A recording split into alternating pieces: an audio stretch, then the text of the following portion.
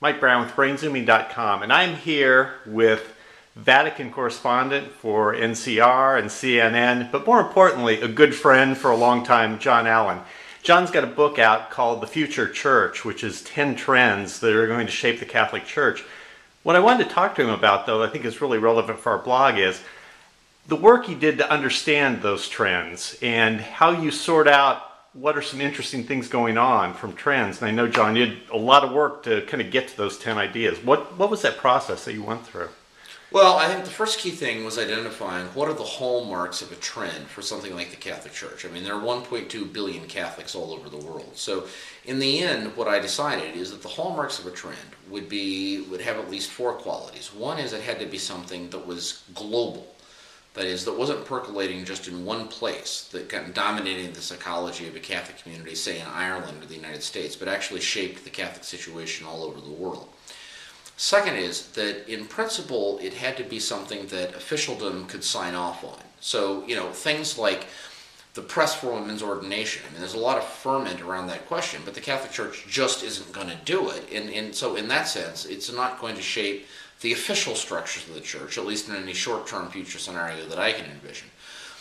The third thing is it also had to have impact at the grassroots. It couldn't just be a kind of e-day fix of the leadership class, but it also had to be something that was percolating at the grassroots and among the rank and file. And then fourth, it had to have staying power. I mean, that is, it's not something just here today and gone tomorrow, but something that would actually shape the church for some time to come.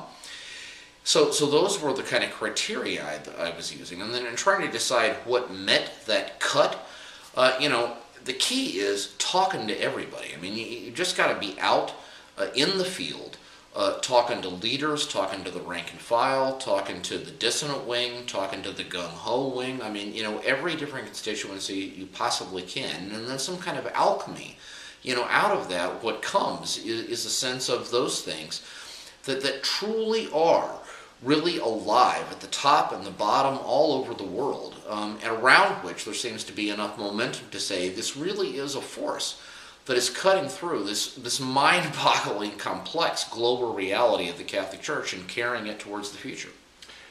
How many interviews and did you talk to people at different stages, kind of early on for input, and then sort of vetting as you went through more of the...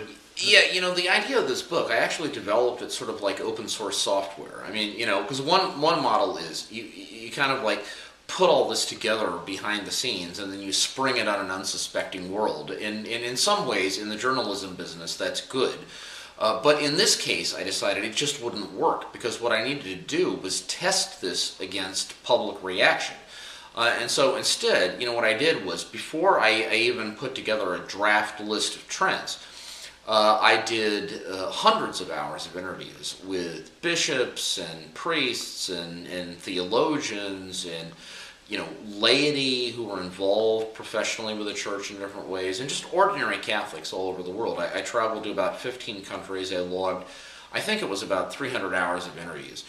And then I developed an initial stab at the list. And then what I did is I actually published that in my online column. And invited reaction. I said to Catholics all over the world, look, here's my first stab at what I think are the key trends shaping the Catholic future. Tell me what you think.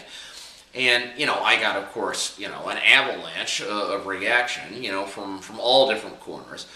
Then I took that show on the road. So for about a year before I published the book, I did lectures around the idea of the book, that is, trends shaping the Catholic future, and I would take different versions of the list into different audiences and ask for reactions.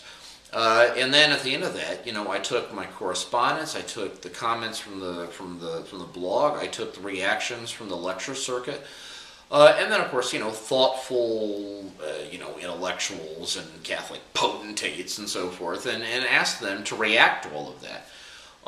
And at the end of that, I felt like I had identified a list of 10 forces, maybe not the 10 forces, but certainly 10 forces that I think by a country mile, I think most people would say are pretty consequential for Catholic fortunes in the 21st century. John, that's fantastic. I think, again, a lot of lessons there for people, whether you're looking at institutions or marketplaces. A lot of the same kind of fundamental basics apply. So thank you for sharing your expertise. And again, John Allen, senior correspondent for CNN at the Vatican. NCR, and as I said, somebody I've known since we were both probably in 8th or ninth grade. So John, thank you so much. Mike, it's a pleasure. This is Mike Brown at brainzooming.com.